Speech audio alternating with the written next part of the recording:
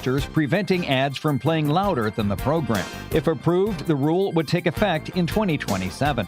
Governor J.B. Pritzker is calling for a new plan to boost higher education attainment in Illinois. He's issued an executive order creating a working group to set updated goals after the state fell just short of its previous target.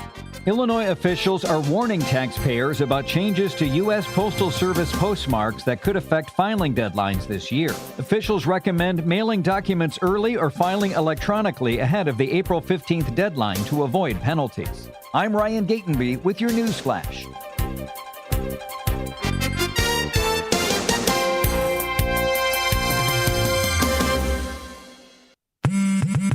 Straight Talk Wireless presents Pickup Truck Wisdom. Trust is earned. That's why I've stuck with Straight Talk. Same price since 2009 on Verizon's 5G network.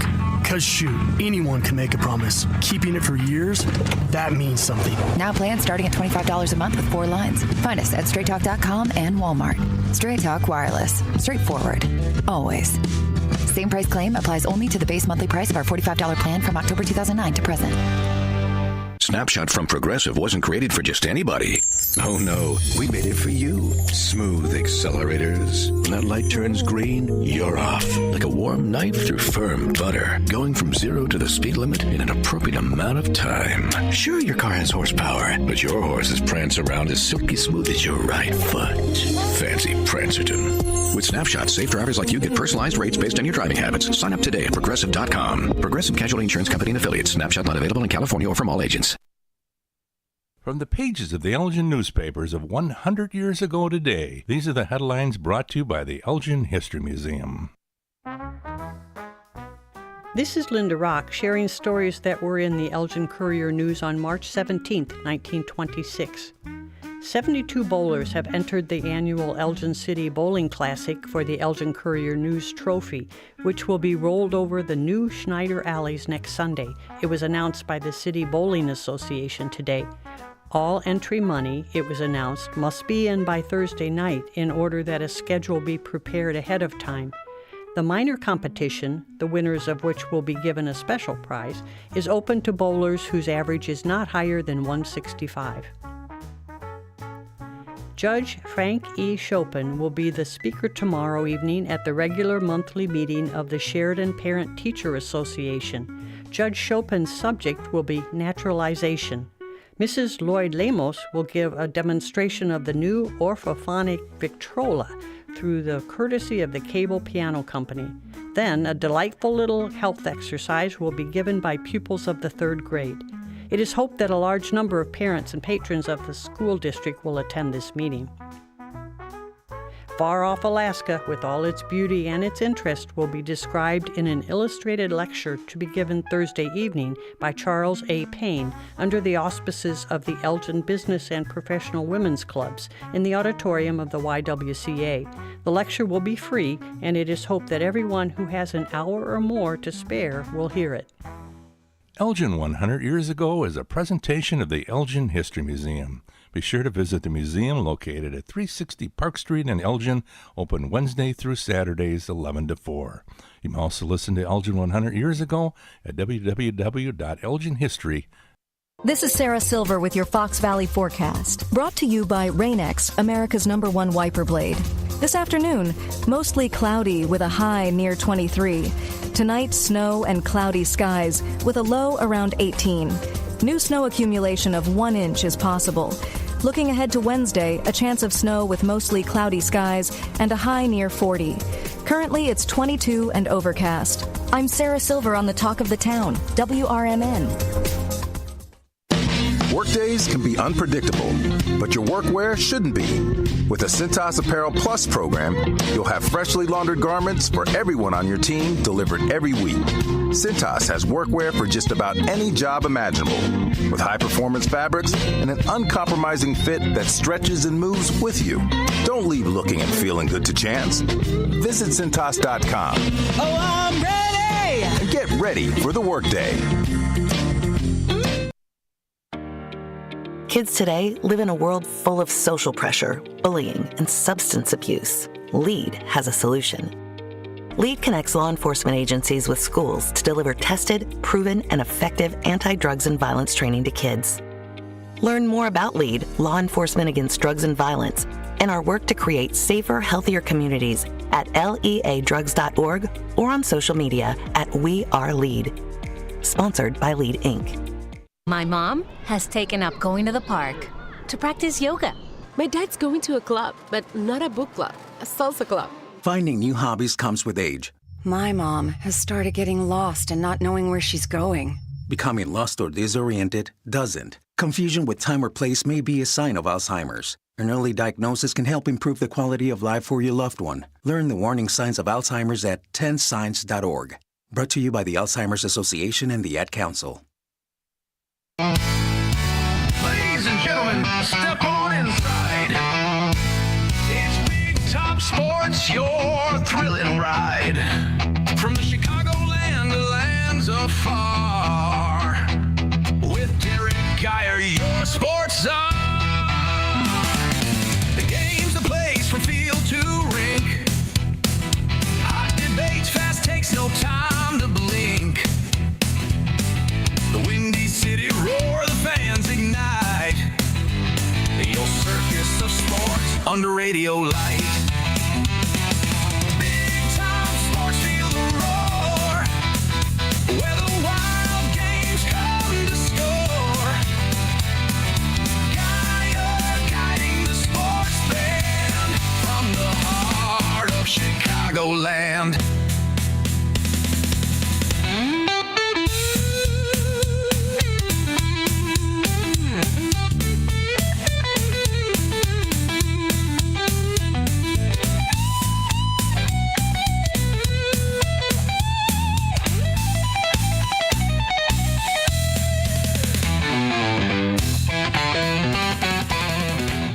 And welcome in to another edition of Big Top Sports here on WRMN 1410 AM with yours truly, Derrick Geyer.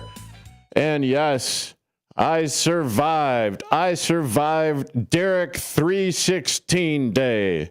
That is right. I am officially, because my birthday wasn't until, or I wasn't born until about 11:50-ish. Getting it under the happy St. Patrick's Day, everyone. To all you phony Irish out there. To be sure. And also happy Election Day as well. Okay, Sonar, settle down. That's all right. Well, happy St. Patrick's Day, happy Election Day. Hopefully, y'all got out there and voted. But it is also happy WBC, the World Baseball Classic final tonight. Venezuela eked out a win over Team Italy last night, and it will be Team Venezuela taking on Team USA. The Ultimate Fun Club in Venezuela taking on I don't know how you would describe it. The Red Ass Club that is the United States, the No Fun Club.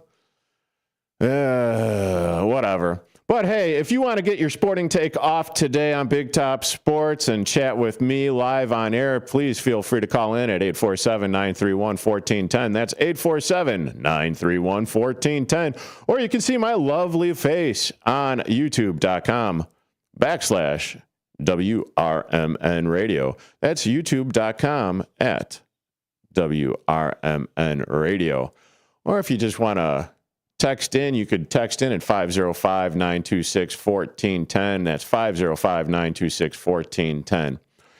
And I know that there have been some issues regarding the balls and strikes that the umpires behind the plate have been calling for, the WBC Classic, the World Baseball Classic. And, well, why didn't they just use the ABS system, the automatic balls and strike system? where they go ahead and they tap their helmet, or, the pitcher taps their hat, or the catcher taps his mask, and, they review it. Well, here's the thing. Well, the thing about it is, with the WBC and the locations that have been taking place for the WBC, let me pull this up real quick because, Squirrel, WBC stadiums. Okay. So let's see. You have Lone Depot Park, which is in Miami, where the championship will be held tonight. Minute Maid Park, which is in Houston, Texas. Then you had the Tokyo Dome, which is in, obviously, Tokyo, Japan. And then the Hiram Bithorn Stadium, which is in San Juan, Puerto Rico. See, the problem with the ABS system is, in this regard, and I was talking to, a fellow in the know about it, and the problem with this is only 2 of these parks are Major League Baseball parks. Obviously, Lone Depot Park in Miami and Minute Maid Park in Houston, Texas. Well, Tokyo Dome is in Tokyo, Japan. Whole other league in it of itself. And the same goes for the Hiram Bithorn Stadium, which is in San Juan, Puerto Rico. Now, yes, Puerto Rico is a territory of the United States, but they don't have everything set up there for the ABS system, the automatic balls and strike system. So therefore, if you can't use it in all of the WBC games, you can't use it at all, which is why there was such the kerfuffle and everything in regards to that last strike that was called in the last game that the United States played, where it was obviously a ball. Well, if you're going off of the square or the rectangle, as it were, the batter's box, but the ball's in strike zone, that, it led to the kerfuffle and everything, and everyone's outraged about it. But yet, I'm not exactly sure if, here, let me pull this up, is the ABS system in MLB proprietary, I can spell too, which is also why I, yes, in the AI overview here, the automated ball strike system used in Major League Baseball is not a single proprietary closed source in-house product, but rather a specialized system leveraging technology from third-party tracking partners. It is technically powered by Hawkeye cameras and T-Mobile's 5G network to track pitches, making it specialized integrated solution. So those ballparks did not have this specialized integrated solution of the Hawkeye cameras and the T-Mobile 5G network to track the pitches. With that being said, not once, and I like the broadcast that is going to be on Fox with the broadcasting partners of Adam Amin doing the play-by-play and AJ Przinsky doing the color, as opposed to, what I was talking about with FS1 and the dog-ass color and John Smoltz doing the, oh my good, great googly moogly. Although in watching yesterday's game on FS1 with Venezuela going up against Italy, they actually seem to be a bit more into the game. I wonder if the powers that be over at Fox were like, hey guys, that game between the United States, and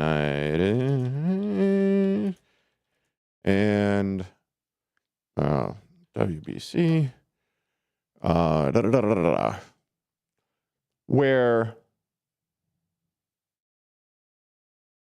they were playing, the Dominican Republic. Jeez Louise.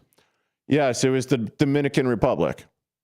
So can you be a little bit more enthusiastic about the game?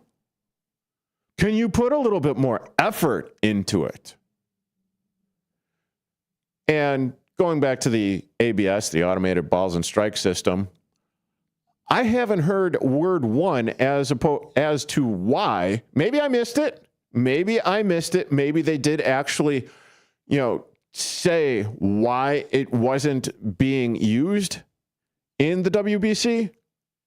But with the amount of missed called strikes, the high balls that have been called strikes, the low in the zone balls that have been called strikes, the inner outer corners of the edges of the plate, not on the black, because there have been a couple of baseball widths and lengths apart on either end of the corner, up and down as well, where ain't no way in hell that's a strike. And you've got the best of the best hitters in the world that know their strike zones, that know what a ball and a strike is, where seemingly, they kind of got jobbed or screwed or whatever, which is why everyone is up in arms. Although the home plate umpires have done a decent enough job with a 90%-ish, at last I checked, correct rate, which means they've gotten 90% of the balls and strikes correct, while 10% of it were wrong. Now, it kind of sucks that in a pivotal 9th inning game where, you got one of the best relievers in the game, Miller, going up against, or would have gone up against, Tatis Jr. Teammates, by the way, not quite the matchup of 3 years ago where Shohei the Unicorn Ohtani was facing off against, his teammate from the Los Angeles Angels in Mike Trout, but it still would have been a heightened bit of drama at the very end of the game had the umpire actually called that a ball instead of a strike. But I digress, and it's just that little bit of extra to give to the audience, because, and another thing that I completely and totally agree with when Susie C. of the WRMN Morning Show called in on yesterday's Big Top Sports was they did not give any background or anything, not much, unless of a player, unless it was one of the superstars. And on this grandiose of a stage, where all eyes, where all of the baseball world are essentially watching this game, a little bit goes a very, very long way. Now, as I mentioned, it will be Team USA taking on Team Venezuela tonight. Game starts at 7. It will be on Fox, but I've got more thoughts on this upcoming championship game for the WBC. You are currently listening to Big Top Sports with yours truly, Derrick Geyer. I will be back on the other side. If you turned 65 recently like me, it's important you find a Medicare Advantage plan that gives you the coverage you're looking for. But finding one can be difficult. The best thing I did, and I suggest you do the same, is call a licensed insurance agent and let them walk you through your Medicare Advantage plan options. There are so many benefits. Hey, what up, everyone on the Tube of Yous? What's up, Jose? Well, I'm not exactly sure who is going to be the big bat. I mean, I would like to see, Bregman because, well, he's a Chicago Cub player. Sat out last game. Mark DeRosa doing a little bit of pushing the buttons there. But I'll get into it a little bit more into the show about the Chicago Unbelieve-a-BULLS. That'll probably be at the top of the hour because I'm a little bit long-winded as far as the WBC. I kind of need to take a break from Bears talk. I'm just so over everything and the talking voices that are out there, the pundits that seemingly know everything but know absolutely nothing. And that's no knock on them. I mean, they're more in the know than I ever will be. But at the same time, it's kind of a Smurf show as far as that goes, because everything is doom and gloom. Even though the Chicago Bears have done relatively good with adding depth to their team, adding a little bit more speed on the defense, I would like to see a little bit more hands in the receiver room. That is for damn certain. And sure. But I mean, it kind of is what it is. I mean, but between you and I mean, Billy Donovan, he's doing what he's doing. There's no way that he is going to be getting fired from the Chicago Bulls. If anything, they need to get rid of AK and Eversley and I mean, which is why I keep on saying the Chicago Unbelieve-a-BULLS, because they're just so damn unbelievably bad. But coming back in 5 seconds on the stick. Institute and the Ad Council.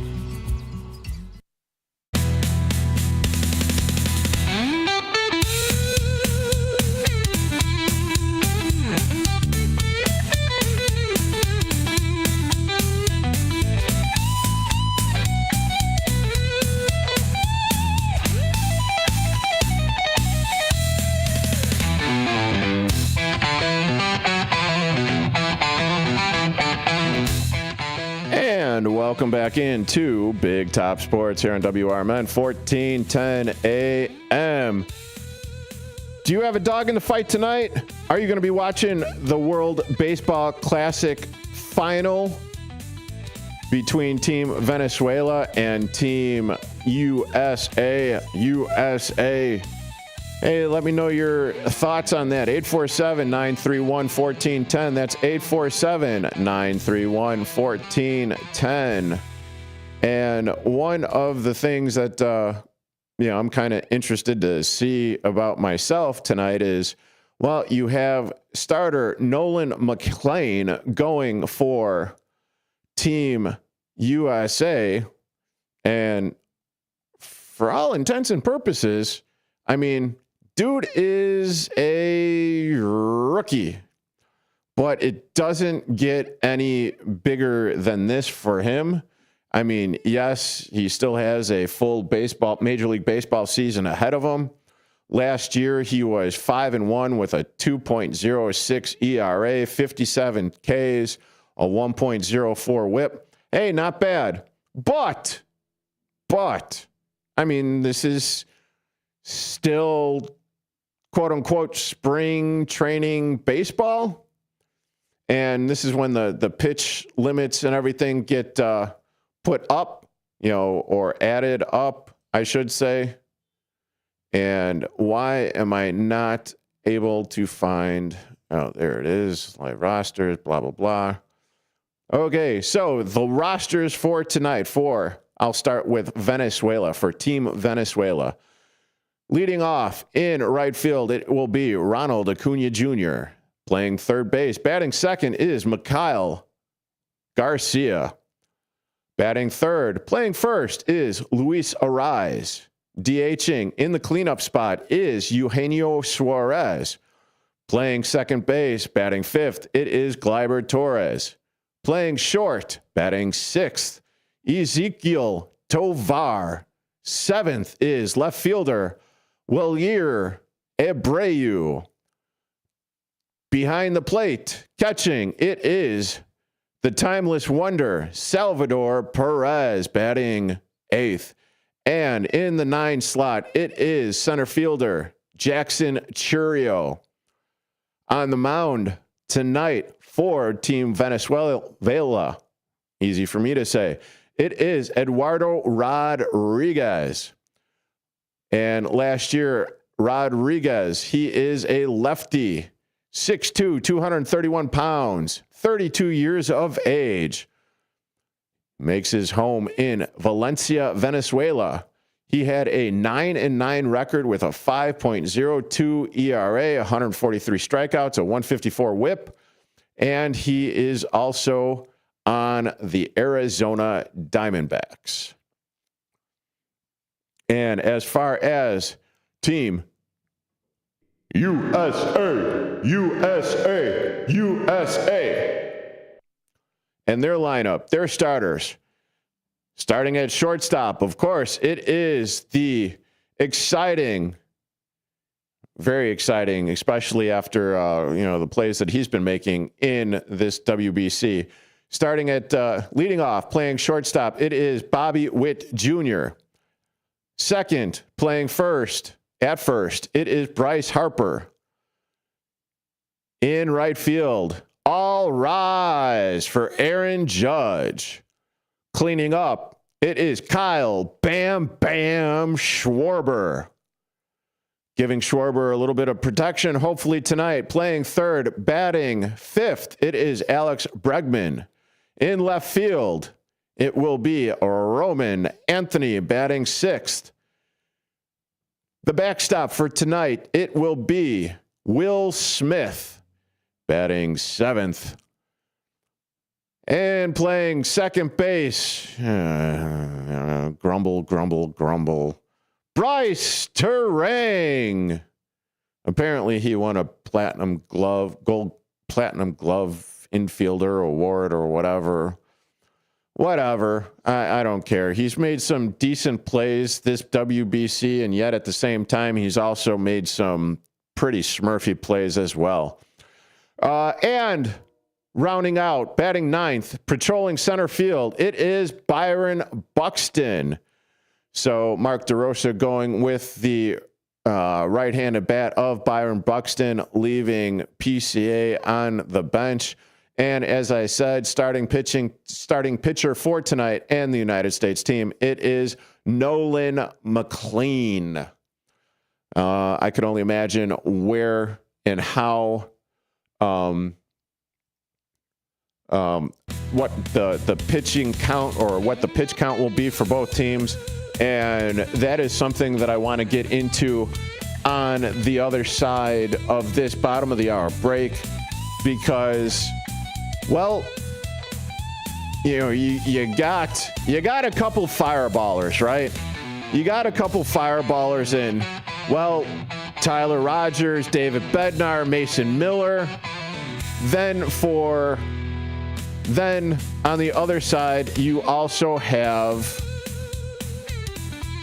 oh my good graciousness, the closer, the newly anointed closer for this year's Chicago Cubs, Javier Assad. He will be closing the games, and apparently the Chicago Cubs have given him okay to pitch back-to-back nights. You are currently listening to Big Top Sports, WRMN. 14-10. Newsflash, I'm Ryan Gatenby. Brought to you by USPS. Damn it. I was so close to nailing that out. So close, and yet so far away. And as I continue the talking to y'all on the YouTube, the tube of views, on the WRMN YouTube feed there. Hey, thank you. I appreciate it. Downtown Jose. I do appreciate it. Yeah. Who do you have in tonight's game for USA versus Venezuela? Oh, and by the way, do me a favor. Can you give me like that thumbs up icon there? I know that there's 4 of you watching right now. I only got 3 thumbs up, but go to that thumbs up. It helps with the algorithm. It helps me get in front of more eyes and more ears, if you will. I would greatly appreciate that. And you know what? I need a little caffeine buzz, jolt, so I will be right back. And pepper mayo and wrapped them in a soft tortilla. It wasn't a snack, it was a meal. He called it a twister and never called that friend again. The Colonel lived so we could chicken. The Twister, now back at KFC, classic or with bacon. Also try it spicy. It's finger-licking good. Prices and participation may vary. Pump up the volume. Business moves fast. Orders roll in, deadlines close in. When you ship with USPS Ground Advantage, you can keep up with confidence. Every package stays in our secure network from dock to door. And with nationwide reach, dependable tracking, and upfront affordable pricing, you get built-in peace of mind. You run the business. We run the routes. Visit USPS.com/groundadvantage to learn more. I've been getting a lot of questions about who I'm supporting to take over as controller. Cindy from Springfield wrote, Dear Susanna, I'm a lifelong Democrat and would like to know your thoughts on the contestants for your current position. Or if you cannot officially answer, can you please send me a hint? Well, thanks for asking, Cindy. Hi, Cindy. I'm Holly Kim and ready to be your next. Squirrels are all up in my head and everything. Hopefully I don't have another belching fit. But quite honestly, I go ahead and I get the caffeine in me because, well, I've been up really, really early, giving you some insight to my day. Wake up at like 4:45, do some deliveries, get done about 2:30, 3 o'clock-ish, and then come back in. And, well, my happy ass, just a little bit draggy. But I am not going to complain. Everyone have a good day today. I know it's cold. I know it is cold, but it was not nearly as bad as yesterday. I have never, ever experienced that in all of my 50 years of March 16th weather.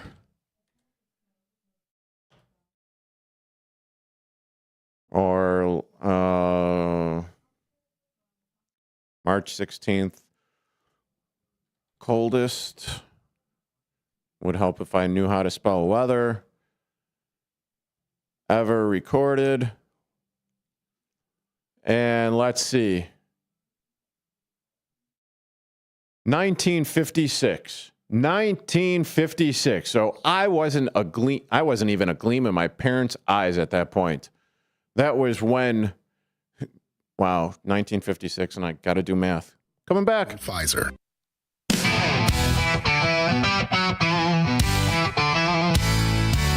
Ladies and gentlemen, step on inside.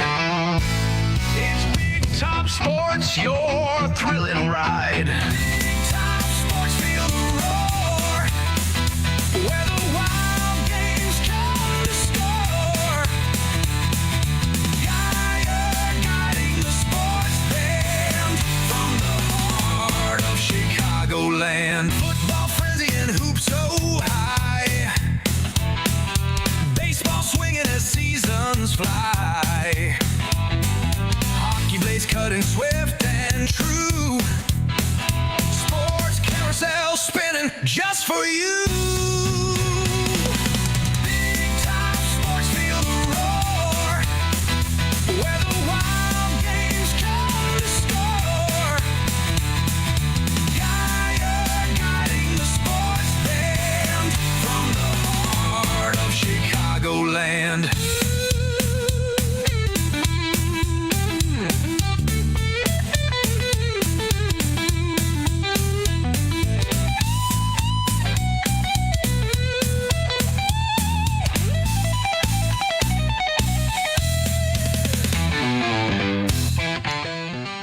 welcome back into Big Top Sports here on WRMN 1410 AM with yours truly, Derrick Geyer. And I would be remiss because quite honestly, I forgot about it at the top of the hour. You can catch all the men's NCAA Sweet 16 action here on these very airwaves of WRMN 1410 AM, along with Chicago White Sox baseball, baby. Season is right around the corner starting next week. Well, thankfully for the Chicago White Sox, they start in a dome up there in Milwaukee playing the Brewers. Then they go down to Miami. And then hopefully, when they go out to KC, the weather will be a little bit warmer. Well, then this dog crap Smurf weather that we experienced yesterday. And speaking of yesterday, it was the lowest recorded temperature in since 1956. 18 degrees. So, with that being said, I have not experienced on my birthday weather that was as cold as a witch's kiln. So there's that. And the only reason why I bring it up is because I realized today it is cold. Yes, 22 degrees, 27 degrees, high, whatever, 28 degrees. But man, oh man, the sun is out, which makes it feel or makes it look glorious, right? My humblest of humblest opinions. But the thing of it is the fact that the wind is not whipping and howling at the 30 or 40 miles per hour, which is so much better.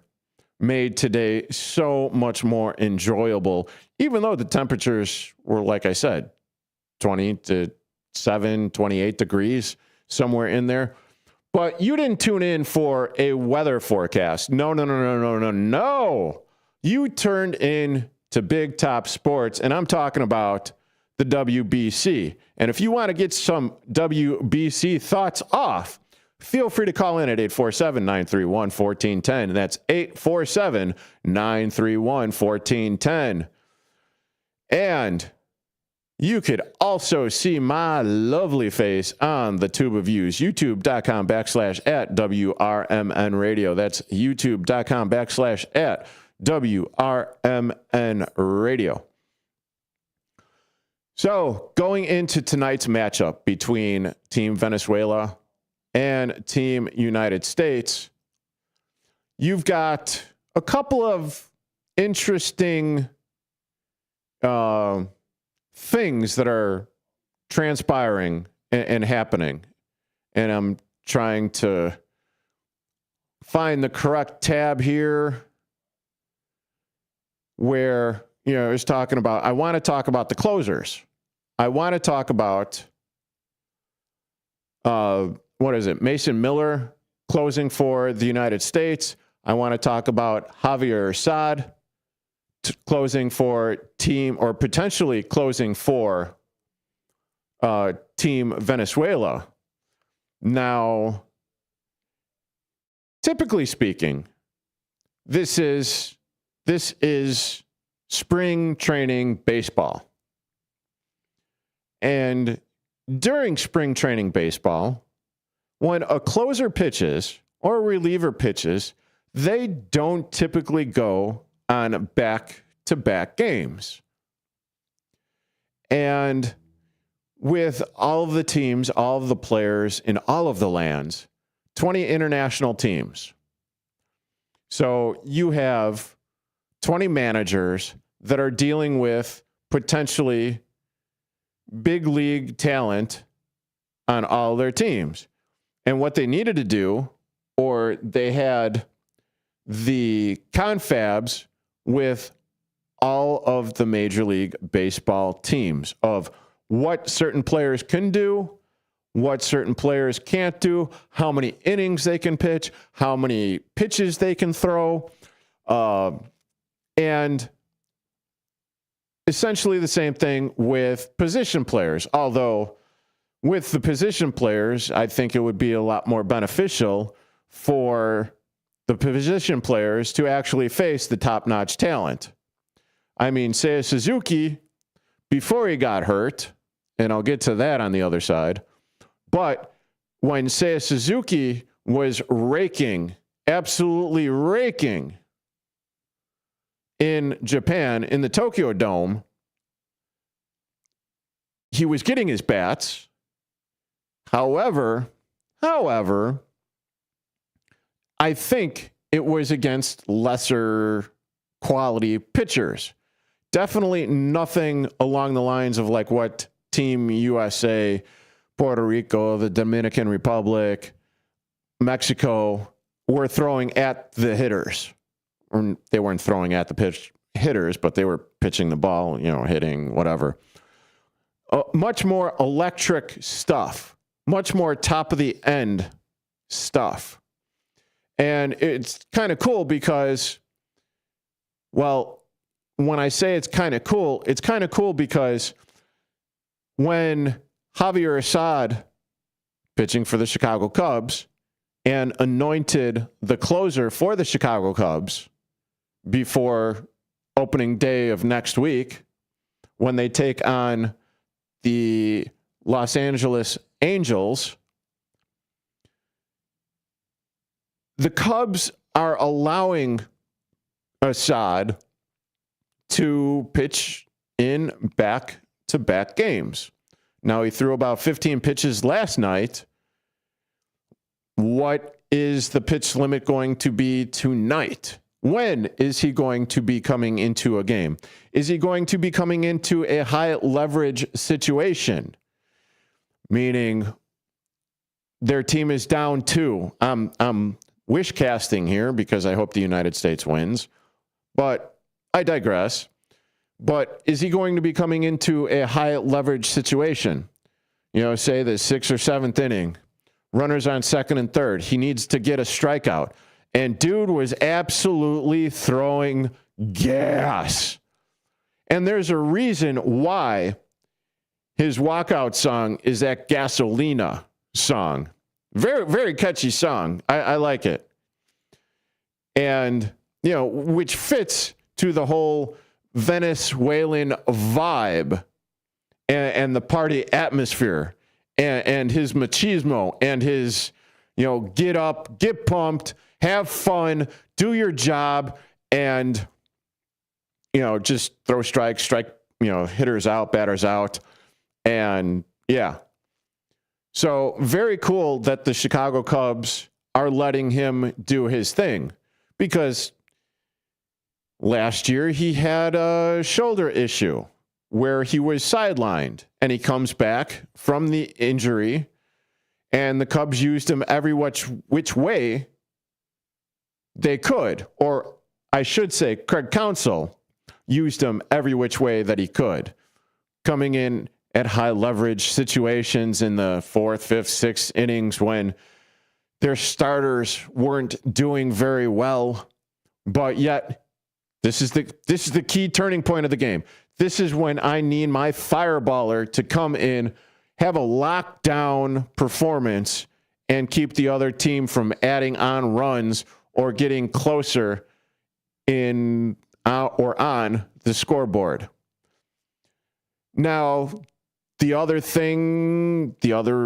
interesting thing is Mason Miller, closer for the United States, who has closed out a couple of games for the United States.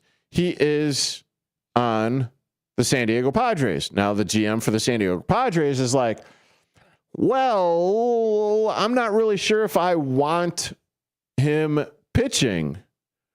Or at the very least, I mean, at the very least, it wouldn't be on back-to-back games, because the United States punched their ticket to this championship game on Sunday. Well, 2 days later, he has a rest day in between, maybe threw on the side. I don't know what their, regiment is or how they attack it during spring training. But typically, if it was in season, okay, he's got the off day, and he'd be good to go for pitching tonight. No questions asked, really. However, with it being the ramp up, still spring training, still getting his pitches in for the regular season when it starts next week, a little bit of an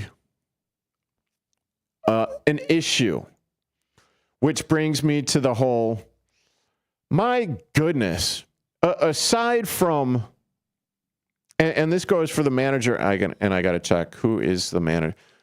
Who is the manager? This is where squirrels are coming in to play here. Who is the manager? Okay, so Omar Lopez. He is the manager for Team Venezuelan, the national manager of the Venezuelan national baseball team for the 2026 World Baseball Classic, and also a season coach with the Houston Astros organization, and serves as their Major League Baseball bench coach. Okay, cool. So he knows what he's essentially doing, being the manager of Team Venezuela. Now, Mark DeRosa, on the other hand, who is kind of auditioning, I would think, to maybe be a manager in Major League Baseball. Now, both these guys have Major League Baseball talent on their teams. So they need to, whatever team or whatever players the teams play on during the Major League Baseball season, they need to figure out how their actual team, like the Chicago Cubs, Chicago White Sox, San Diego Padres, Houston Astros, et cetera, want them, and the them is Omar Lopez and Mark DeRosa, how they want them to use their players. Which is essentially why Matthew Boyd of the Chicago Cubs is no longer on Team USA. Considering the fact that they had so many different relievers, they had so many other pitchers that also needed to work, that he wasn't going to be getting the innings or getting tossed out there to take an inning, to throw 30 pitches, to get extended, to get to where he needs to be for the start of this Major League Baseball season for the Chicago Cubs, especially since he is going to be the opening day starter for the Northsiders.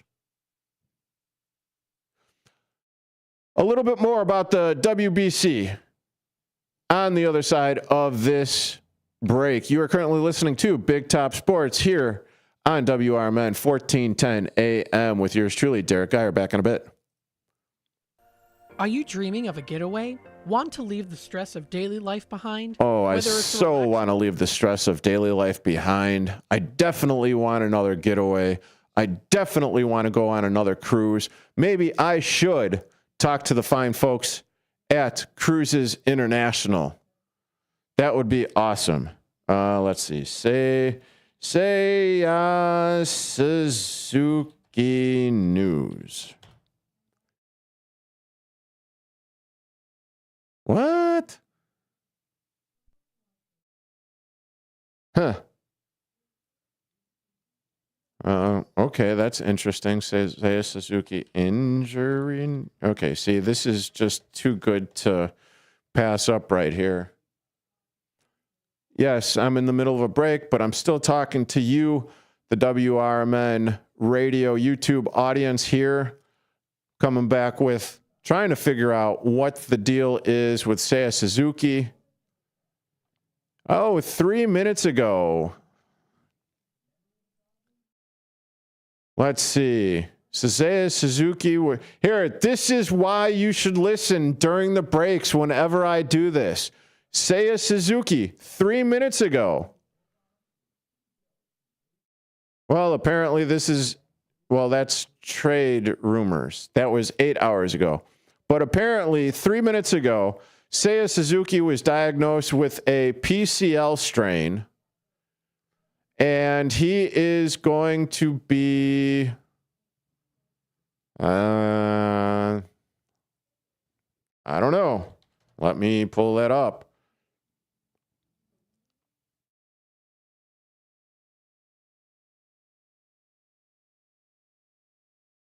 Seiya Suzuki strained, yes, coming back in a minute.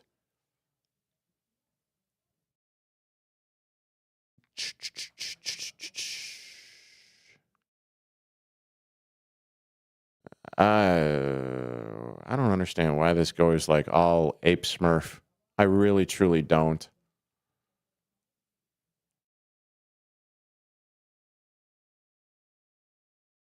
So I would imagine with some sort of PCL strain. Here, let's go to... I don't understand why it does that either. Okay.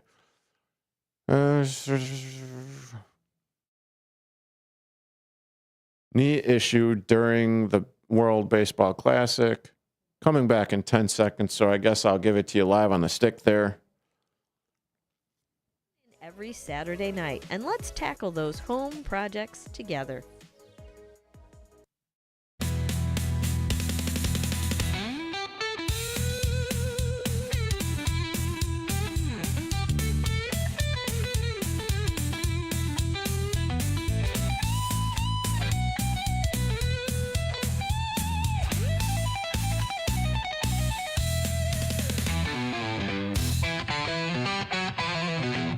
And welcome back to Big Top Sports here on WRMN 1410 AM with yours truly, Derrick Geyer. And as I was saying before I went to break, I wanted to check out the news on, or at least I think that's what I was saying, because sometimes I suffer from can't remember, or CRS, which is can't remember Smurf. And so I'm just going to go with it right now. The news on Seiya Suzuki. Potentially the starter, or not necessarily the starter at this point, for the Chicago Cubs out there in right field, and or the DH with the season scheduled to start next week for the Chicago Cubs. Well, when Seiya Suzuki injured himself in the World Baseball Classic on Saturday and came back to Chicago and was basically in a soft cast or soft walking boot. Well, they also scheduled him for an MRI, and according to Giovanni Hernandez of the Milwaukee Journal Sentinel, part of the US Today network via Imagine Images. Well, Seiya has suffered a PCL strain. And what that basically means is Seiya will, in my opinion, because it doesn't say whether or not he's going to be on the IL, the injured list, when the season comes around next week. But if he's in a walking boot, brace, knee brace, and he is a couple of days removed, and that's what it is it's the PCL, then, yeah, most likely he is going to be on the IL when the season starts. Which means, hello, Matt Shaw. Hello, Michael Conforto. Hello, players that were not necessarily going to be top contributors for the Chicago Cubs. Kevin Alcantara. He'll be in the mix for this. But then as I am also doing this, or trying to research what happened with Seiya and his injury, I come across that also because, well, Seiya Suzuki is supposed to be, well, he's headed to free agent after he's headed to free agency after this season.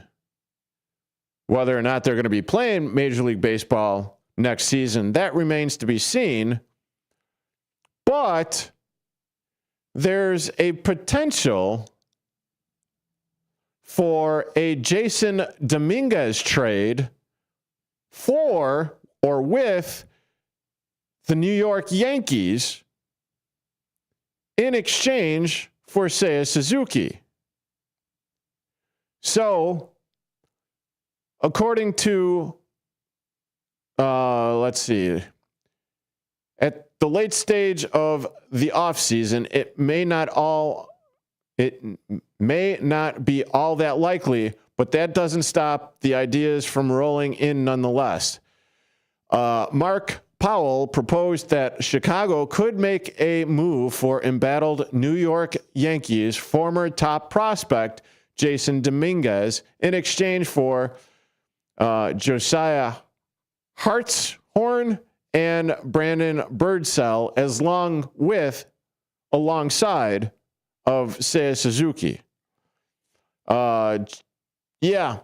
So there's, I guess, a little bit of news there as well. Now, take it with a grain of salt, because this is, granted, it's SI.com and it's talking about the Cubs, but I'm not exactly sure how solid this information is. And maybe I shouldn't be putting it out there, but typically Sports Illustrated is pretty good with their information, because they are definitely one of the outlets that I use to get key facts in regards to, well, sports. And last I checked, this is Big Top Sports. But coming up after the top of the hour break, I'm going to be talking a little bit about the Chicago Unbelieve-a-BULLS here on WRMN 1410 AM, Big Top Sports. Yours truly, Derrick Geyer. And, well, another triple-double recorded for a burgeoning superstar? Very, very interesting. This is Big Top Sports, WRMN 1410.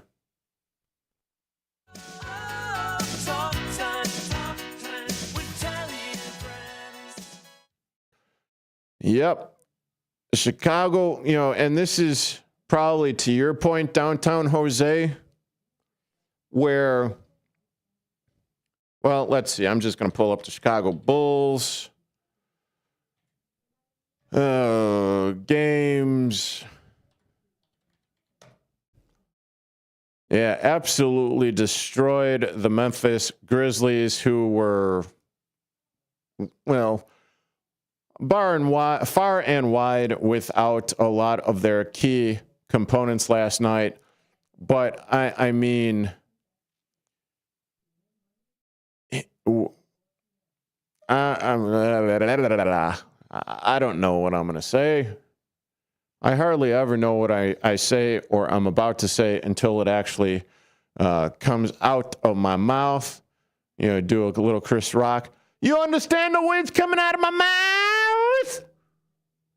Okay, that was absolutely piss poor, but y'all get what I'm trying to say out there? Yeah. You do? Well, that's good. At least someone does. Yeah, so many squirrels. Let's see. Grizzlies injury report. Grizzlies, Bulls injury report for yesterday's game.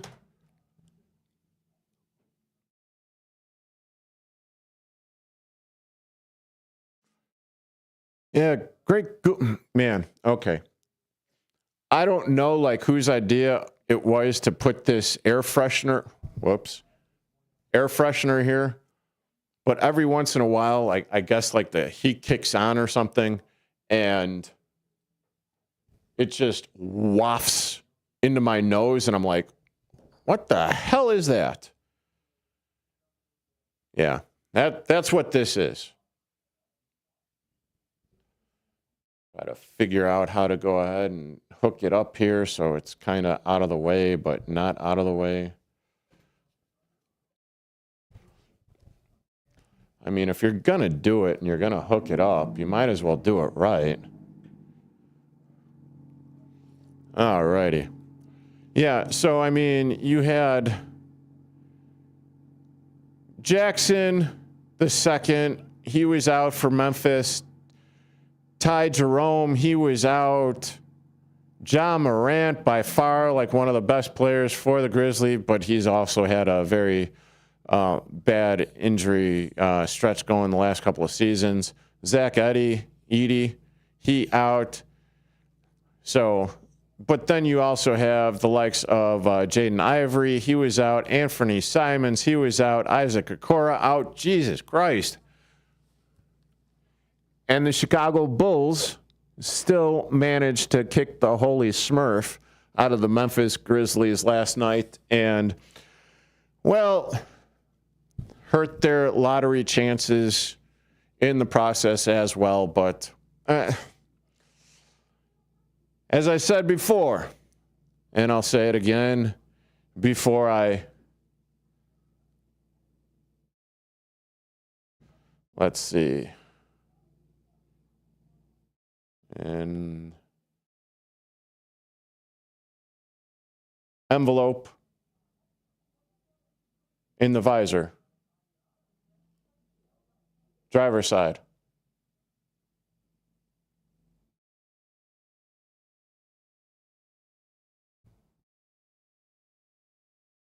Yeah, sorry. Dealing with work right now, which is why I am kind of actual Smurf this time. But yes, okay.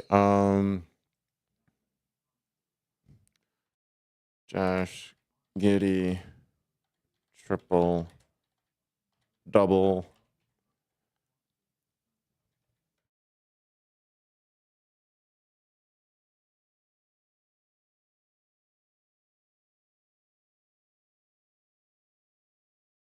Damn, that's pretty good.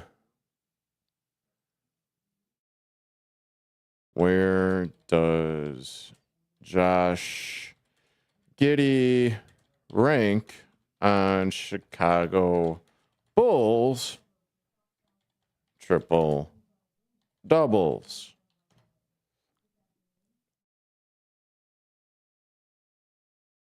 All time. Got to be very specific or Pacific.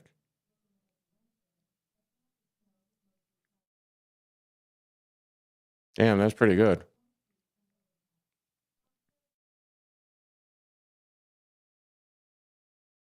And this is exactly why the tank will not happen for the Chicago Bulls. Because you've got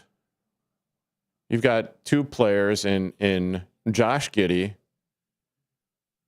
and where am I looking at here? Josh Giddey and Bulls, Matas Buzelis, who seem to be having a very good chemistry that is being built here. And even though they've only got, 14 games left? I surely doubt that they are going to be tanking anytime soon. And currently speaking, they wouldn't they wouldn't catch the teams that are behind them anyway. But yet, this is a bright spot for the Chicago Bulls.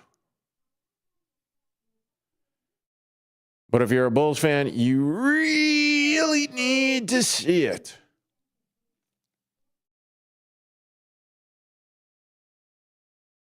Okay, going live on the stick in about 5 seconds, so commercial up. It's an endorsement. Ladies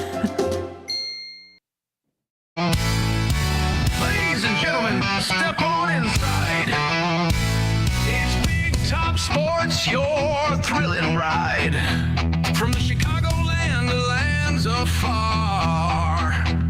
With Derrick Geyer, your sports czar. The game's the place from field to rink. Hot debates, fast takes, no time to blink. The Windy City roar, the fans ignite. Your circus of sports under radio light. Big time sports, feel the roar. Where the wild games come to score. Geyer guiding the sports band from the heart of Chicagoland.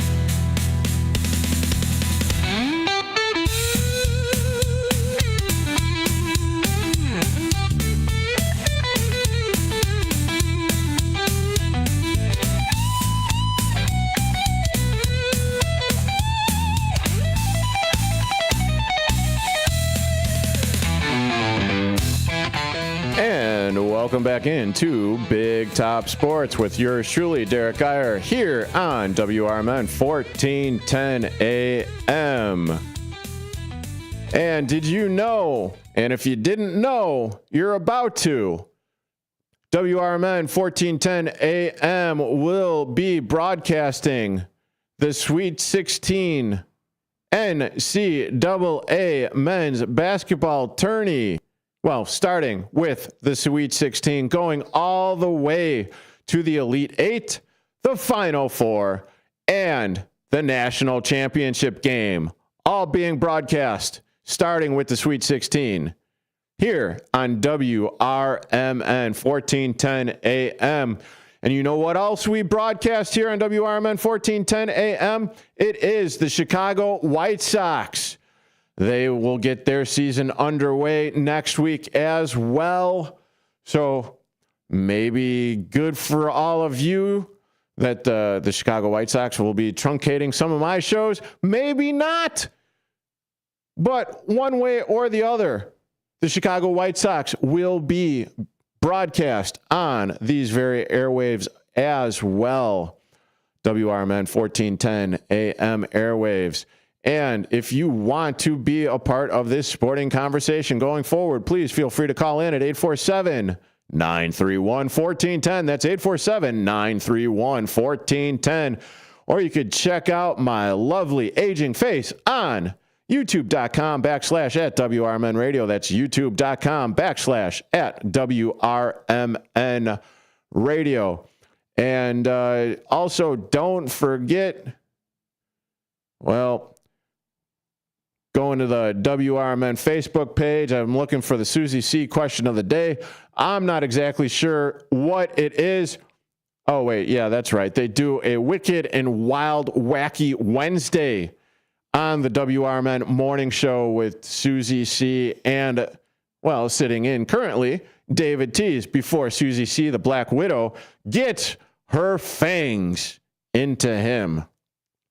And dun, dun, dun. Another one bites the dust. Dun, dun, dun.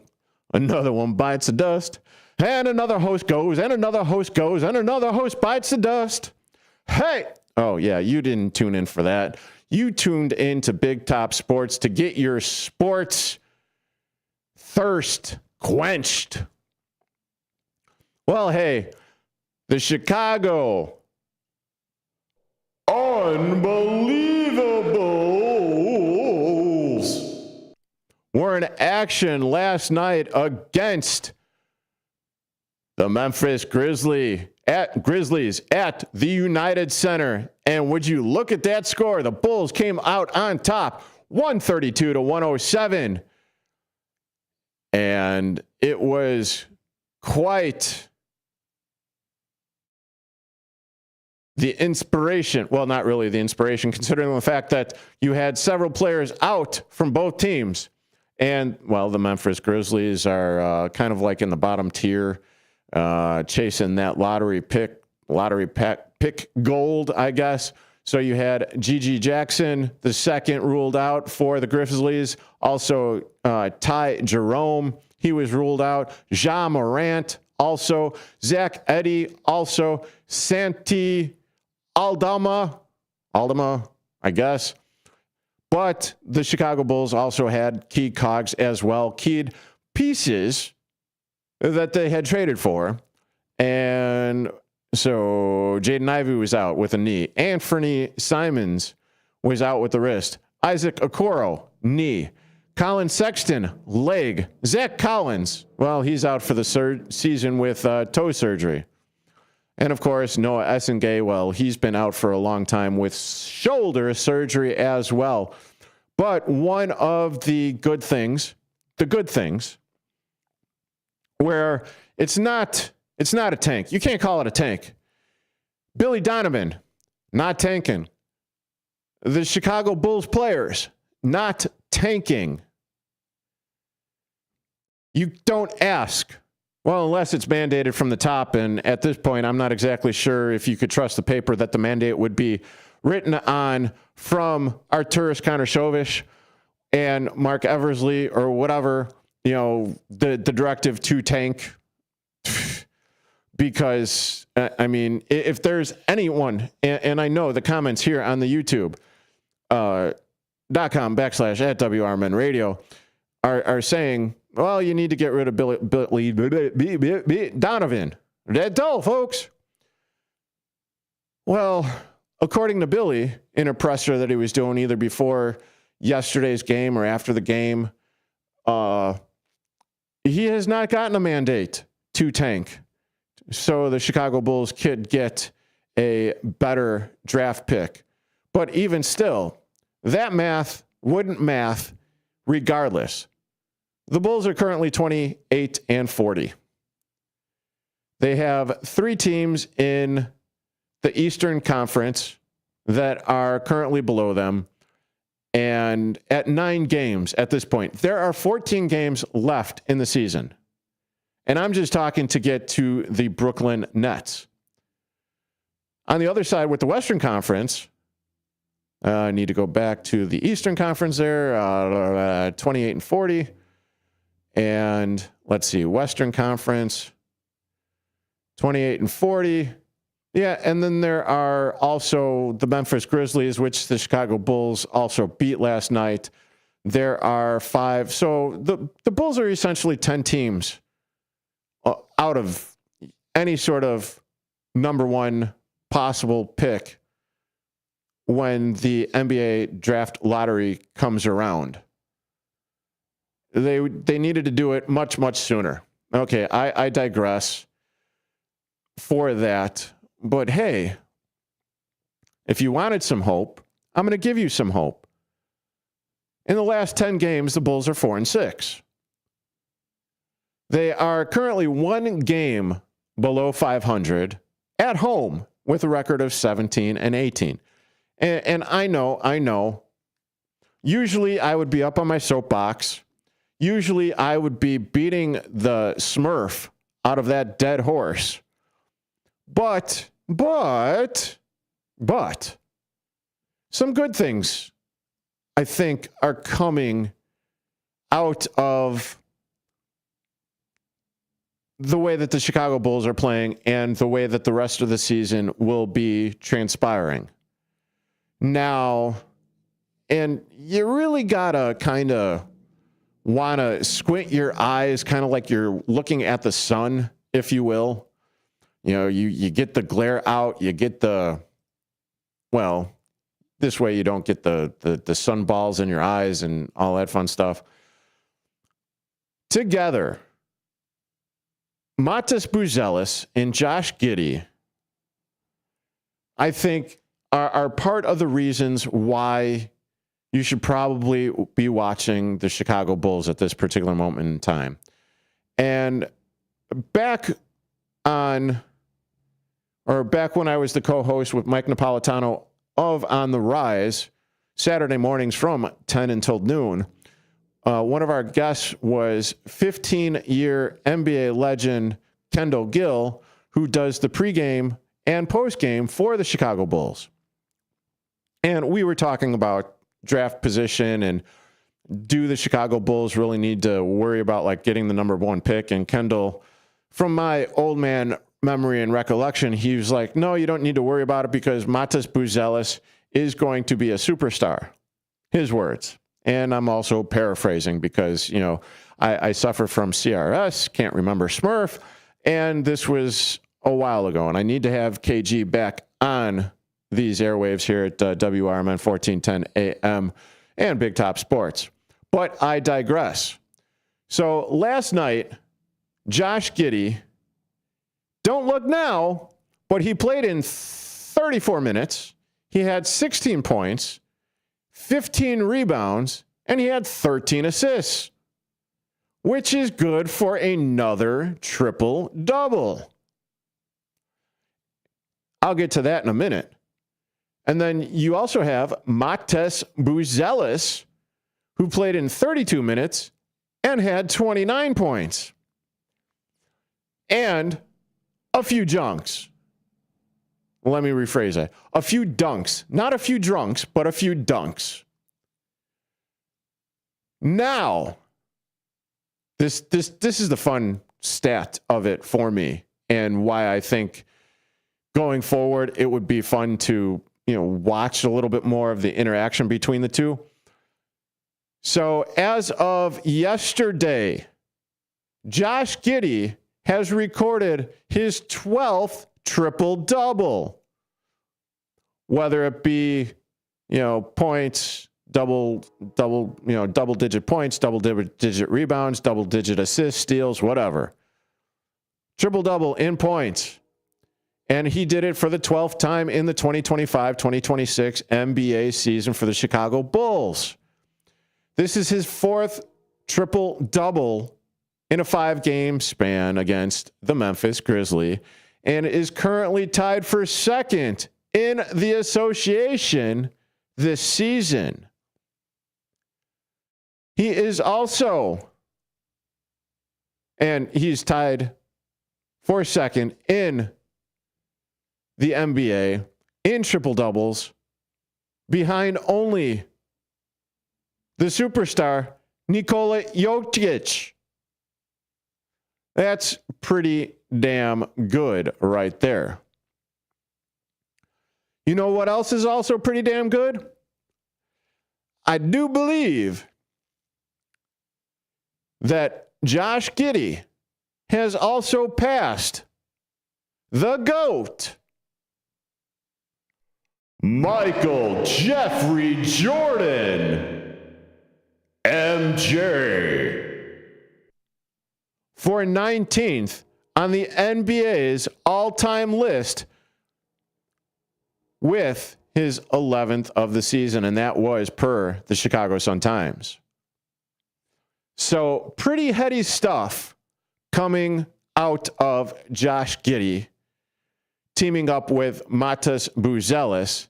And oh yeah, the Chicago Bulls bench wasn't terrible last night either. Because what did they do? They took part. Okay, the first quarter was 29-27. Second quarter, 32-30. Third quarter, 36-29. And they really put the whooping on them in the fourth quarter, beating them by the score of 35-21 points. So 2, 7, and 14, giving the Bulls the 132-107 victory over the Memphis Grizzlies.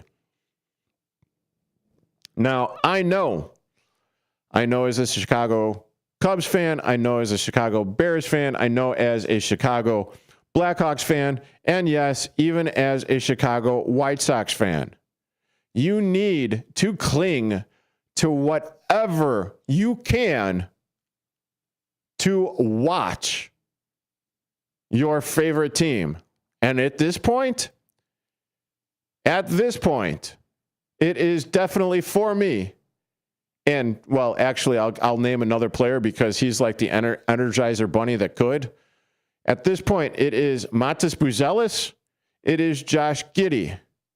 Then there's the two-way 5'8", 5'8", Yuki Karamura. That, if you didn't already know, is the little engine that could. And if you haven't checked it out on TikTok or any of the other social media sites, Insta or like X or whatever, I highly recommend checking out Yuki Karamura playing against LeBron James when they were out in Los Angeles taking on the Lakers. I was laughing my ass off at how good and how dogged and how little engine that could, because let's face it, him being 5'8", playing in a league of giants, how well he did defending LeBron James. The King James of all times. But I digress. It's worth it. Take a look at it. And I will be talking a little bit of Blackhawks on the other side of this break. You are currently listening to Big Top Sports here on WRMN 1410 AM with yours truly, Derrick Geyer. Back in a bit.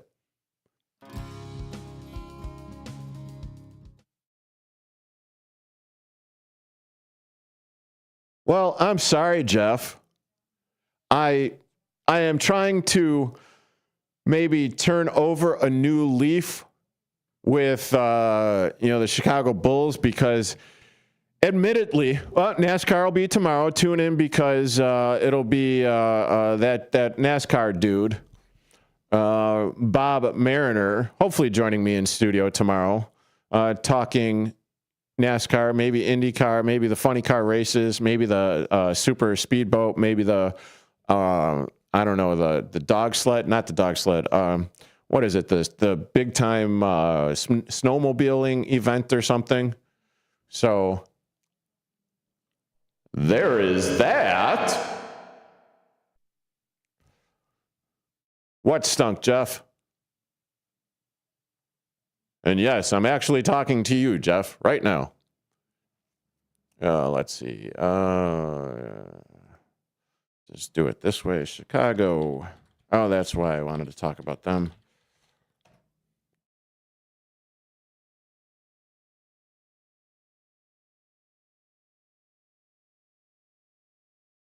Yeah.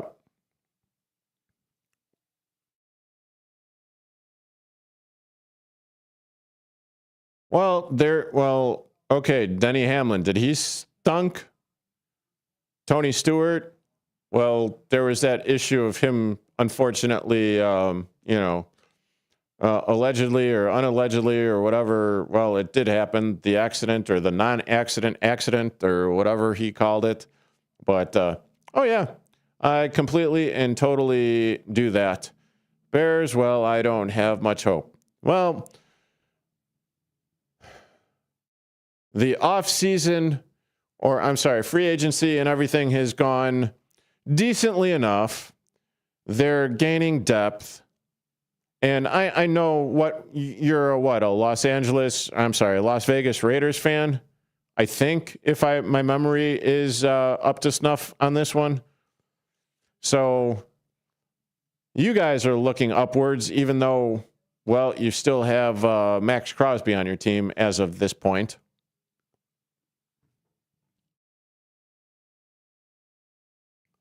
So I suppose there's that. Coming back in 10 seconds. Potting up. Playbook.org. Love your mind. Brought to you by the Huntsman Mental Health Foundation, the Arthur M. Blank Family Foundation, and the Ad Council.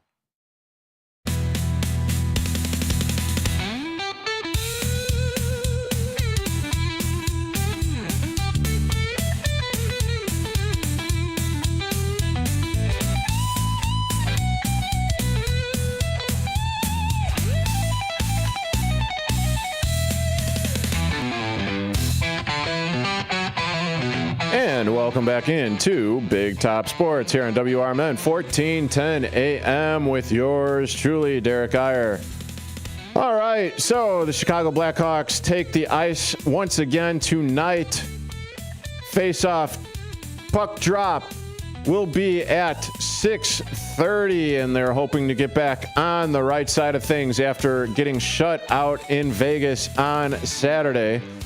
Well, going to be honest, did not see the game, but the Chicago Blackhawks did get shut out last Saturday. Let's see, who pitched the shutout for the Vegas Knights? And that was one Aiden Hill, stopping all 21 of 21 biscuits shot at the basket or at the net from the Chicago Blackhawks. But the reason why I am talking about the Chicago Blackhawks, they are currently in the bottom of the Central Division in the Western Conference and most assuredly will not be making the playoffs this season, but kind of already knew that. And here is the reason why I am talking about the Chicago Blackhawks. Well, Chicago Blackhawks, 6:30 puck drop against the Minnesota Wild. Well, y'all know what that means. It means former captain of the Chicago Blackhawks, Nick Foligno, will be making his return to the United Center after being traded 11 days ago from the Chicago Blackhawks. And one of the things that I really, really enjoyed about Nick Foligno and the story that he had, or the kinship that he had, was with one Connor Bedard. So Nick Foligno joins the Blackhawks 3 years ago. He allowed, or maybe he was asked or allowed, I'm paraphrasing here, because at this moment in time, CRS setting in, can't remember Smurf, where, well, he basically took the young rookie superstar, who is still not 21 years old, by the way, still not 21 years old. That's just absolutely mind-boggling to me. Absolutely mind-boggling to me. But he allowed Connor Bedard, or requested or whatever, to stay with Nick Foligno and his family while he played here in Chicago for the Chicago Blackhawks. That just, I mean, I don't know of any other sports, and I'm sure it happens in other sports, but this is the type of thing that you definitely hear with NHL players, younger players in the NHL, not necessarily shacking up, but rooming with veteran players to get their professional legs under them. And I'm sure tonight that the Chicago Blackhawks will be honoring Nick Foligno as, you know, with some sort of video tribute on the big old Jumbotron there. And this is just one of those feel-good stories of the Chicago Blackhawks doing right by their former captain by trading him to the Minnesota Wild to get him to play with his brother and help them on their playoff push. So it'll be interesting tonight. I'll probably be tuning in and flipping back and forth between that, but irregardless, it'll be interesting tonight. That is for sure, because emotions are going to be running high. Hey, Marcus Mack coming up at the bottom of the hour. You're currently listening to Big Top Sports here on WRMN 1410 AM. With your news flash, I'm Ryan. Well, what is next? Usually on Tuesdays, and I think today is Tuesday, it is going to be the one, the only Marcus Mack from The Truth About Chicago Sports calling in, and we're going to be talking, well, I have absolutely no idea what we're going to be talking about, because that's usually how I run my interviews and or my segments with Marcus Mack. Hey, and do me a favor, if you're watching on the Tube of Views, give me that thumbs up. Not the middle finger, but the thumbs up. I would appreciate it. Let's see. Getting that QB from Indiana. Yeah, that is definitely one of those things that's going to be happening for sure. I mean, you already got the center, Tyler Lindenbaum, from the Baltimore Ravens. So there's that as well. I mean, and then you also have like a gluttonous of, draft capital. You don't necessarily have all the draft room and everything that you had before, but yeah. Oh, and by the way, how is the rest of your aloha, Jeff? I was in the Southern Caribbean on a cruise, 10 days with my family. I enjoyed the hell out of it. And man, when you were talking about watching golf at 11 in the morning, or watching guys that can't play golf at 11 in the morning, I'm still flabbergasted that you weren't having a margarita or a Mai Tai or something out there. But yeah, come on in. You and what's-his-face can chop it up. I have absolutely no problem with that. I'll talk to him, and if you're not doing anything, you got home this morning. How long was your freaking trip out there to Hawaii? Now I'm sounding like it's flood. Oh, shit. Sorry to hear that. That is no good. Sorry to hear that, but I hope that you had a good trip. And yeah, that was a spur of the moment S-bomb right there, but I am on youtube.com, so it's not going out over the stick. I do apologize for that. And, well, that sucks. I'm sorry. Well, I hope you had a good time out there.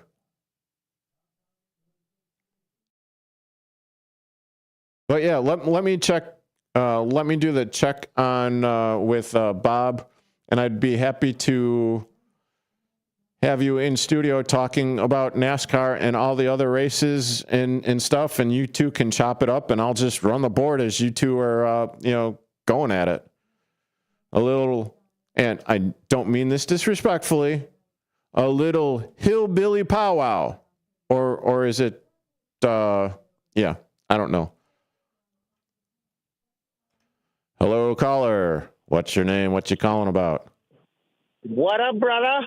All right, Marcus. The reason why I'm taking you right now and talking to you like this instead of doing the full-on intro is because I'm actually talking to the YouTube viewers right there. We will be coming back from the bottom of the hour break in about 10 seconds, so I'm going to put you back on hold. I'm going to do the typical intro, and take it from there. Copy. All right. Talk in a bit.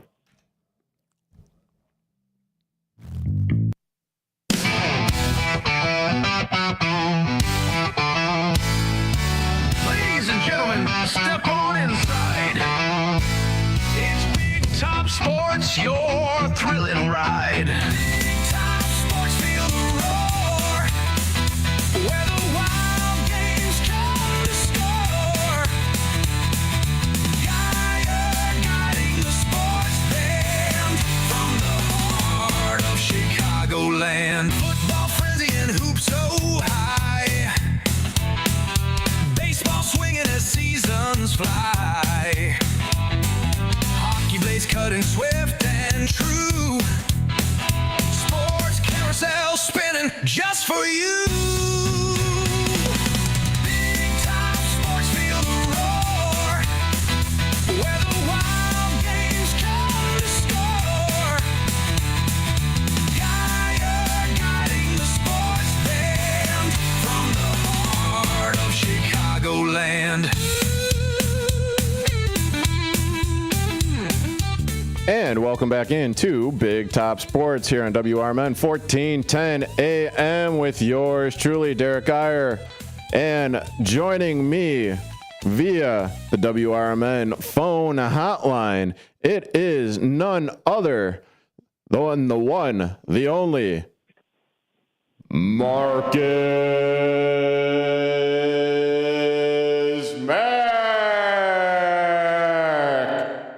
from the truth about Chicago sports, which you could hear every Saturday morning, 8 until 9 a.m. How in the smurfing hell are you doing, Mr. Mack? Man, I'm doing great. We've got a really exciting event tonight, World Baseball Classic, United States versus Venezuela. Pish posh. Ooh-wee. I'm going to be watching that with my popcorn. Oh, absolutely. So what are some of the key aspects? First off, how have you enjoyed the WBC going on this year? A lot. Normally, I'm going to be honest, the last two times I was like, because I didn't feel like the United States players cared that much about it. So in return, I didn't care that much about it.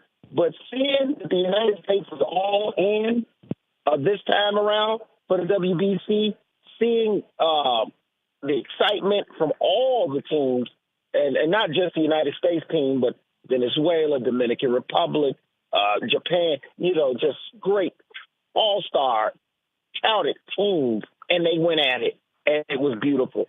And it was like we basically got a tournament of all-star games. You know what I mean? Like how old baseball was when the best versus the best would play, and they would go at each other with ferocity. That's what we've gotten with this World Baseball Classic, especially this year. Yeah, and if I'm not mistaken, there was either 18 or 19 players from either the United States and or the Dominican Republic on that Sunday night game where 18 of 19 players got MVP votes last season for the 2025 MLB season.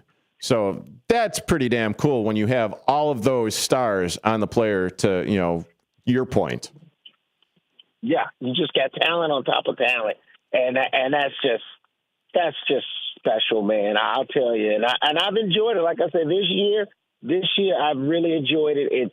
It's really reinvigorated me, helped me rediscover some guys that I maybe had lost in the shuffle over the years, just hadn't really been paying attention to. I knew they were in the league, just not keeping my eye on them. Like a perfect example, Gunnar Henderson. Yeah, what he plays for the Orioles, if I'm correct? Yep. When's the last time you watched an Orioles game, Derek? Probably the last time they played the Chicago White Sox. And I'm not even sure I did it then. So you see what I'm saying? But now I'm watching Gunnar Henderson, and I'm like, wow, this kid really is that special. I see why the Orioles are so high on him. I don't watch Kansas City Royals. But I'll tell you what, Jesus. that Bobby Witt Jr. can play some baseball. Took the thought right out of my head because I've heard that he is a stellar player, but actually getting to lay eyes on him in this WBC and where he's making those plays that I don't think but like 2 or 3 other shortstops in the league can make. Holy Smurf. Yeah, I mean, impressive. So yeah, I have, like I said, I've thoroughly enjoyed it this year. Very glad that I was able to actually have the time to watch some games. I got the chance to watch them play Dominican Republic. Absolutely phenomenal game, great defense, excellent pitching. And really, it was 2-1, but those hits were key, important hits. And that's what you want in any baseball game. It can be low scoring. It's how the scoring happens and that excitement that's around that. And really, to be honest, it should have been 3-1 if Judge hadn't got robbed at the wall. True. And that kind of brings me to a where are they now, if you will, segment to the WBC Classic. Because, one, I heard talks, about Albert Pujols, managing for the Dominican Republic. Then there's also like the likes of Yadier Molina. Oh my good graciousness. And then other Hall of Famers. Miguel played for the Detroit Tigers. Cabrera, thank you. I can't believe. See, I suffer from CRS. Can't remember Smurf. Miguel Cabrera. And he's also on the bench doing his thing. Benji Gill, he's in there managing. I mean, it's like, it's almost like a Rolodex of players from yesteryear, if you will. Yeah. And that just shows you how much it means to everyone involved. And I just think that, like I said, that to me is something special and really cool. And I'm glad that we got to witness. You know, it's always nice because you know, right, you grow up when you're young, there's some events that you just didn't see and you had to hear about, right? Yeah. Oh, yeah, man, you wish you could have seen.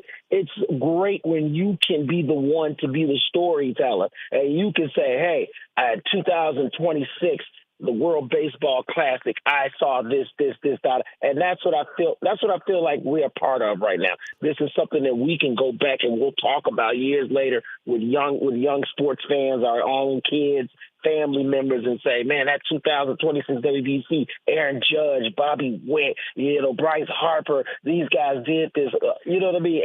Roland Anthony, like these guys were special. This was a special team, and hopefully we're talking about them winning gold, but nothing's guaranteed, and Venezuela is a very deadly opponent. Yes, indeed they are. And, hey, you're getting some love over there on the youtube.com/@WRMN radio feed there, Mr. Mac. Yes, just wanted to give you a heads up on that, you know, because, you know, I do appreciate our listeners on and watching the tube of views. What do you make of the fans at these games? And I'm not necessarily talking about the United States fans. I'm talking about the DR, the PR, the Japan, Korean, all of those fans. I've been impressed. It's been very impressive. And it's nice to see that they haven't had the United States intimidation of, oh, I'm not going to cheer for my team just because the games are being played here in the States. It's like, no, they're coming out, they're supporting, and I love it because it's the same thing that we do. I mean, you know, that's one thing that's not talked about, but the United States travels very well. Doesn't matter what team it is. It could be U.S. women's soccer. You're going to have a USA crowd out there cheering their heads off for. And so to see that on the flip side, where you've seen Venezuela, you know, and a huge fan support. Dominican Republic, same way. You know, Japan has had fan support. You know, this has been great to see that the game has truly become global. It has international fans all around, and they're here rooting, not just for their home country, but in a way, a team that's representing their whole country, and that team happens to play baseball. So I just think that that's something special. Let me get your thoughts on this, which is something that I floated, I believe, either yesterday or earlier last week, where I think that MLB and baseball are potentially leaps and bounds ahead of the NFL. And here's why. I think that Major League Baseball could legitimately have a World Series. You take the teams that are playing in Mexico, Puerto Rico, the DR, you know, whatever, Japan, Korea, et cetera, you know, all of the 20 teams that are in the WBC, and actually have a World Series. Yeah. What do you think? I mean, that's really, let's be honest. That's what this is. They just won't call it that because the term has already been coined for Major League Baseball. But let's be honest. This is the real World Series. And that's why I'm glad that the United States players have finally bought into it, because for the longest time, they just looked at it as a gimmick. Hey, I've got my MLB season. I'm worried about trying to win the MLB World Series. And somewhere along the way, in the last time that this was put together back in 2023, it dawned in the players' heads that, wait a minute, this is the real World Series. This is the actual real World Series. We just can't call it that because the name's already been taken. But make no mistake about it, the World Baseball Classic, the winner of that is, in essence, the World Series winner. But we got to have a title for the American Championship, so therefore we say that you got gold.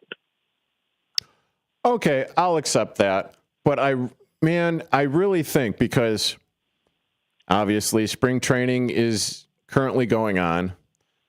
Baseball season starts next week. And you could catch all of the Chicago White Sox here on WRMN, for all the Chicago White Sox games here on WRMN 1410 AM once the season begins next week. And according to my Bleacher Report, the Chicago White Sox beat the Athletics 6-4 this afternoon out there in the desert. Great spring training. Yeah. But that's in essence. I mean, everyone. But see, then all of a sudden, it's like, it's not just all the players from the United States. It's one team facing off against, the other. Let's say the Chicago White Sox, they go to the World Series, they win the World Series, then they're taking on the champion of the Japan League, who is also, or there's like another bracket or whatever. But I'm saying like the specific. I like that idea. I like the specific, or the specificity of the individual team. So, okay, they win the World Series in the United States, right? Or Canada or Toronto can win it. But then they take on the winner of Japan. Japan's, ultimate winner. And then you face off against that. The World Series like that. And I like that because let's be honest, there's leagues in these other, like we know Japan has their own league. Right. The Dominican Republic has their own league. Mexico has their own baseball league, which is where the MLB goes and plucks a lot of these players from. So I think that's fair right there because the season the season's done. You got the championship team is the team. Hello? Now, okay. You take on. It reminds me like of Little League, right? How Little League does it. The winner of Illinois goes on to play the winner of California, and then the winner of the United States goes on to play the winner of the Japanese Little League. You know what I'm saying? Yeah. And so I really think you're on to something there, and I like that. MLB would never do it more than likely, but I'll tell you what, that'd be pretty exciting if they did. Well, I mean, obviously, chasing ratings, chasing money. And if there was ever a thing to propel a baseball ahead of the NFL, it would probably be that. Ooh, man, I'm going to tell you, though, the NFL, they just, you know what these... Oh, I know, they're a juggernaut. But what they're trying to do, what they're trying to do is they're going and they're playing these one-off games in Spain or Germany or Sao Paulo, Brazil or whatever. That's what I mean. And bringing in Bad Bunny doesn't hurt, for the international audience and everything for this past Super Bowl. Eyes on set, right? But it's also, there's either going to be like an international NFL, which I'm not exactly sure how that would work. But then you're also talking kind of like the same concept of like the World Series of what we've been talking about. And you're 100% correct. So, but which organization gets there first will ultimately win. I mean, yes, the NFL is a freaking juggernaut. No questions, no ifs, ands, or buts. It rules the airwaves, which is why I haven't been talking about the NFL or the Chicago Bears for, the last couple of days. My focus has been on baseball because, I like baseball and I'm a little footballed out. But if you want to talk about football, we can talk about football. Or whatever else you want to talk about. Well, you know what? That's the thing is that like we just said, the NFL, they have this big market, right? They know how to generate story after story. I mean, perfect example. What are we talking about? Justin Fields now is signed with the Kansas City Chiefs, and that's a whole new story. And last week, Max Crosby trade gets reneged. They create storyline after storyline that just the NFL and the NBA the MLB and the NBA cannot keep up with. Even when their season is done, they're still grabbing headlines. That's almost impossible to contend with, brother. Oh, without a doubt. But since you did bring up a former Chicago Bear and one Justin Fields, you think it's going to be a good fit down there in Kansas City? Yes. Why? Because Andy Reid is a quarterback whisperer, and that is very important, something that Justin needs. Justin hasn't had a real good quarterback to take him under their wings in a long time. And so, he's now going to get a chance to actually learn how to play quarterback. He's going to learn how to play quarterback properly, something that I don't know if he's ever done. I don't know if he's ever been truly shown how to play the quarterback position properly. And let's look at the coaches that he's had. Is Mike Tomlin a quarterback coach? No, he's a defensive guy, if I'm correct. Is Aaron Glenn a quarterback coach? Oh, I think he was, no. Was Matt Eberflus a quarterback coach? Oh, why you got to go ahead and bring his name up? I'm just saying. Oh no, somehow he managed to get an assistant head coaching position out there in San Francisco. So I have absolutely no idea. But no, he was not. He was a defensive coach, if you want to call him that. Yeah, exactly. So this kid has had no one. Every time somebody's dumped all over him saying, "Oh, he doesn't know how to play the quarterback position. He can't read defenses. He can't do this," but yet he hasn't had one coach that's really able to sit down with him and explain. And now he's finally got that with Andy Reid, and he gets to not have the pressure of being some great quarterback. Because guess what? It's Patrick Mahomes' team. Right, and I mean it's a smart move to sign to trade for him with the New York Jets because, well, they were going to cut him anyway. Might as well get a couple of draft picks or some sort of compensation out of it. Oh, yeah, and he also managed to get a $1 million a year raise, too. So not bad. If there's failing, I want to fail like that.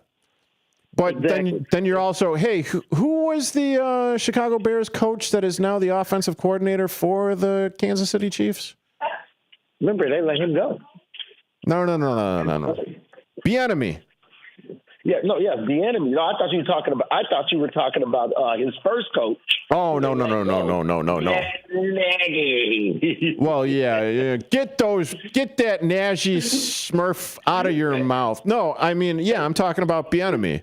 So and that was the last time that the Kansas City Chiefs won back-to-back Super Bowls. Well, the last time that they won Super Bowls was with him as the offensive coordinator. So you pair Justin Fields with Andy Reid, the quarterback whisperer, and Eric Bieniemy. I'm thinking something is probably going to click hard with Justin Fields. I don't see how I can't. I'm going to tell you a name. And I know as soon as I say it, you're going to be like, oh, my goodness, how could I? Do you remember what Alex Smith's career was like before Andy Reid came along? How he was wrote off, how everybody had said he was no good. He was a bust. He was the quarterback that shouldn't have been taken, and everybody failed by passing on Aaron Rodgers, and this guy got picked first by Frisco. And then he's sitting there in Kansas City, and Andy Reid shows up. And the guy goes to the Pro Bowl. Yeah. Pro Bowl. Well, okay. He would have still been the starting quarterback if Mahomes hadn't have fell in their lap. Sure. And this is kind of what we were talking about a couple weeks or so ago, because both you and I said that, Justin Fields isn't done. because the Bears, the Chicago Bears and their coaching staff, when he was here, their coaching staff did him no favors. They did him no favors out there in Pittsburgh. They sure as hell did him no favors out there in New York. So this is Sam Darnold 2.0, except it's Justin Fields. Yep. If he then it's over. If he can't get it together with Andy Reid as his coach, Bieniemy as the coordinator, Patrick Mahomes. Let's be honest. Patrick Mahomes is going to be like a pseudo quarterback coach for him. Let's just call that what it is. Yeah. Because Mahomes is not going to play in the preseason. He's not going to play in any of these before-season drills, OTAs, or anything. He's going to be rehabbing his knee. So Justin Fields is going to get to work with the first-team offense pretty much all of the offseason. So if Andy can't get it right with him, then we know it's over. But I got a feeling that Andy saw something that we don't. Because Andy Reid doesn't just trade for quarterbacks because he's bored or he's got nothing else to do. He had a lot of options to choose from, okay? And he chose to trade for Justin Fields. So there's something he sees with this young man that he believes that he can unlock. And if he does, I'm telling you right now, if he does, I'm putting the league on notice with the athletic ability that dude has. If Andy Reid unlocks his ability to read defenses and to rip the football in tight windows, you're going to have a very dangerous quarterback. Yeah, and don't forget, he's also got very dangerous legs on him, too. Elite speed. Oh, yeah. Elite. Hey, thanks for tuning in, Ken. I appreciate it. Yeah, I mean, so there's this, because make no mistake about it, the GM, Andy Reid, and Kansas City are going to basically put the reins on Patrick Mahomes for the first few games. Because, I mean, hell, he got injured in what was it, like week 15? Yeah, 16? It was later in the season. It wasn't early. And I know that they're going to save him from himself because this is, you know, part of the plan going forward. And as you said, Andy Reid, quarterback whisperer. Hey, Marcus Mack, thank you for joining me on Big Top Sports. I appreciate it. As always. Tune in to.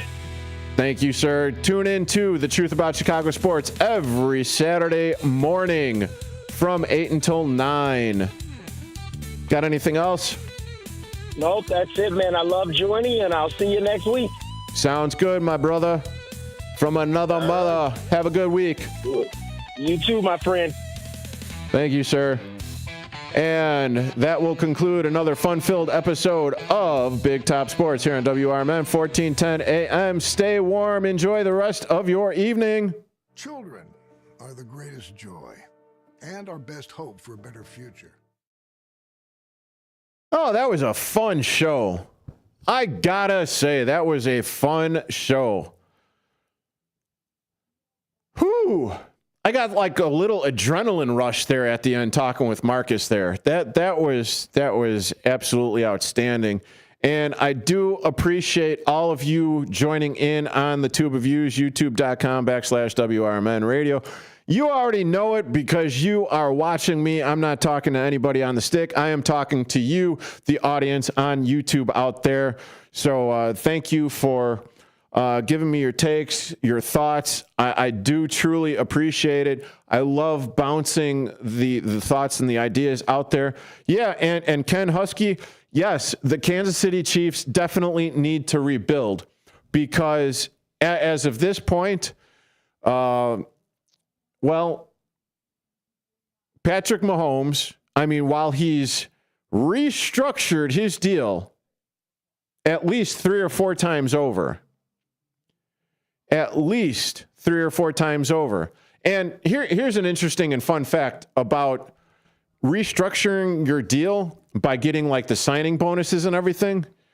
Did you realize that those players, once they ink those deals, that they get that lump sum like right away? So if it is a 4-year deal, and if it's a $100 million signing bonus, each year they get that lump $25 million at like the start of the league year, or even if they're cut. Blew my mind last week when I first found out about that. I should probably know that a little bit more, but, yeah. Were you a pitcher? That